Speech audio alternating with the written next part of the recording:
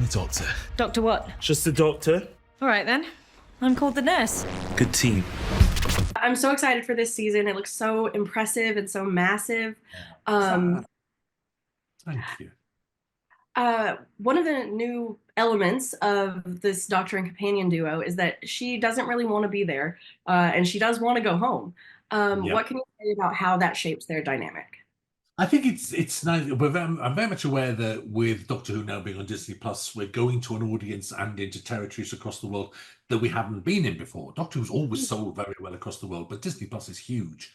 So for some people, this is a brand new Doctor. For some people, Ncuti Gatwa is Doctor number 1, which is glorious, great experience to have. So I kind of think it's my job to show the range of the show and what infinite range it is. So if you've seen Millie Gibson being absolutely wonderful as Ruby Sunday, that's a very rare example of an 18-year-old playing an 18-year-old, and she's being very 18, and she's kind of wide-eyed and loves it and gets such a kick out of it all, is full of joy. But there's another side to the Doctor's life, which is that actually every time you set foot outside the TARDIS, someone is trying to kill you.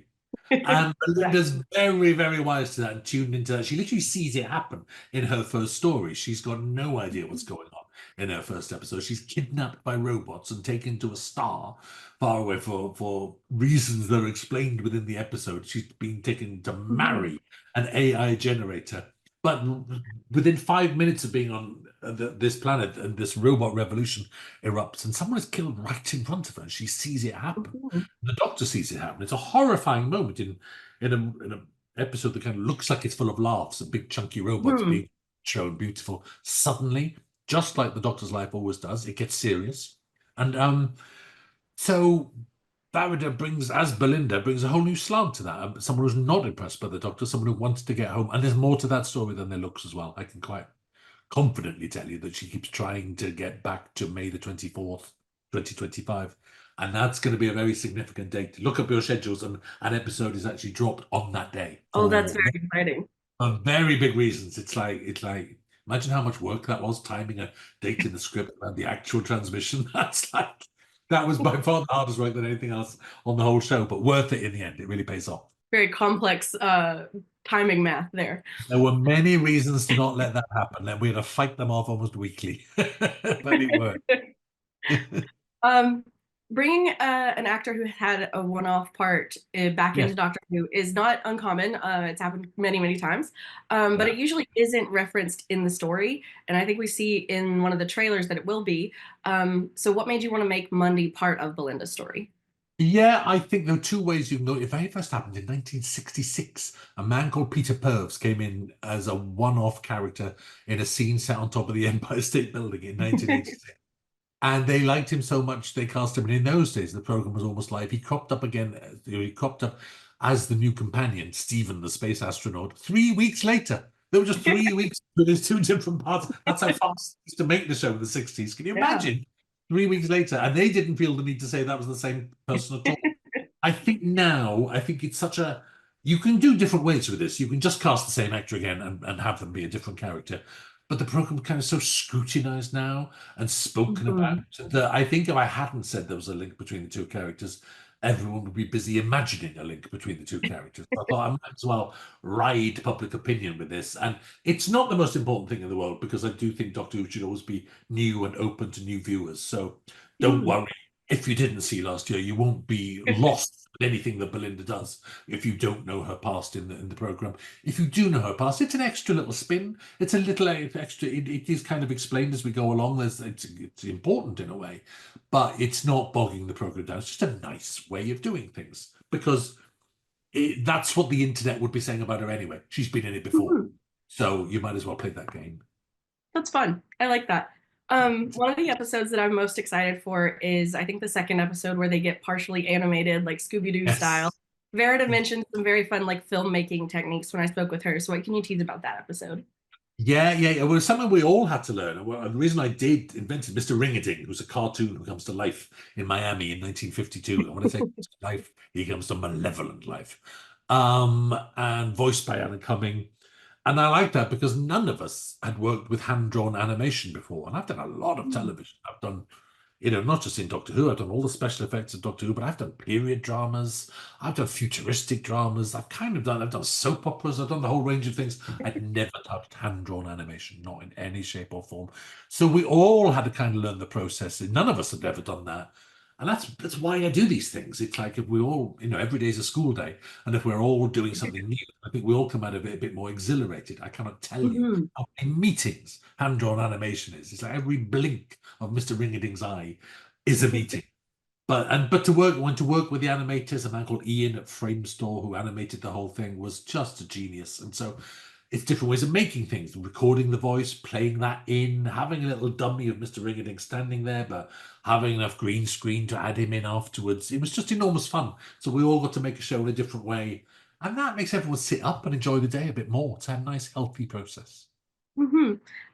Speaking of the visual effects, they've changed so much since your first era of Doctor Who. What's it been like to watch that evolve? And you can bring things to life you could only imagine 20 years ago now.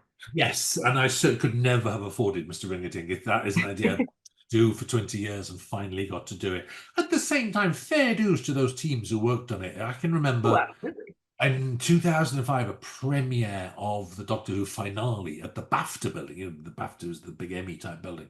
The show had done so well. We had a BAFTA premiere of the finale, and that finale had hordes of 100,000 Daleks flying out of their spaceships and descending on the Earth. And I can remember the audience gasping because they'd never seen anything. They'd never seen like that on Doctor Who. They'd never seen anything like that on the BBC. Even back then, that's not the kind of science fiction that television was making. Great big space opera spaceships. So our teams have always been brilliant at pushing the boundaries. And now you can sort of say, right, there's a great big, I love it in our first episode, The Robot Revolution, because there's a great big outer space city where we can say to them, why do you make it look like the 1950s? Like retro science fiction, like those old films like This Island Earth. And that's what they designed. So the rockets really look like space rockets. I mean, they're not spaceships, they're rockets. And the city is just, and it's dazzling colors and style. So it's like we can just afford to keep experimenting and making wild swings with it. That's Doctor Who at its best, I think. That's so much fun. Now, I don't need spoilers, but what can you tease about Mrs. Flood? I love her little fourth wall breaks are so much fun. And I saw recently you said Anita was only meant to do one episode initially. Yes, well, she came in for one, but the thing is, we cast Anita Dobson, who in Britain is an absolute star, and she's married to Brian May in real life, so that's stardom. But she doesn't need a famous husband because she's very, very famous in Britain. She once played a soap opera character called Angie Watts, who was literally, and when I say soap opera, I mean a British soap opera, which are much more working class, much more domestic, much more real, say American afternoon soap opera. And she played an alcoholic pub landlady, and it's literally one of the greatest performances ever put on a camera. I can remember moments of that to this day. She's still enormously famous for that. So it's like royalty. It's like working with royalty. Once you get her to coming in for one episode, I might sit there going, well, I'm not losing her. And on top of all that, we discovered what a laugh she is. She's such good company. I just call her Dobbs. I go, hello, Dobbs. And she's like, hello, love.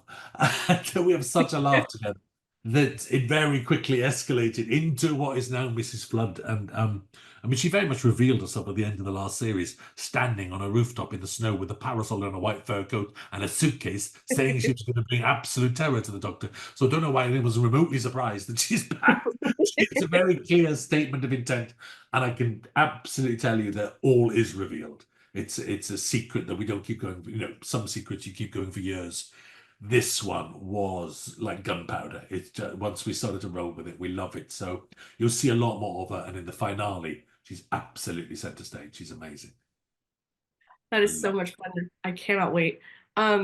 Just to wrap up here, I know we've got a lot of super exciting things to look forward to this season. Can you pinpoint something specific that you're very excited for people to see? I am very excited by episode. I'm very excited by the finale, obviously, and that's got some visuals which we've never done before. Some really extraordinary work. But I'm very excited by episode 6, which kind of looks like it's a laugh. It's the Interstellar Song Contest, and here in Europe we have the Eurovision Song Contest, which is a very big deal.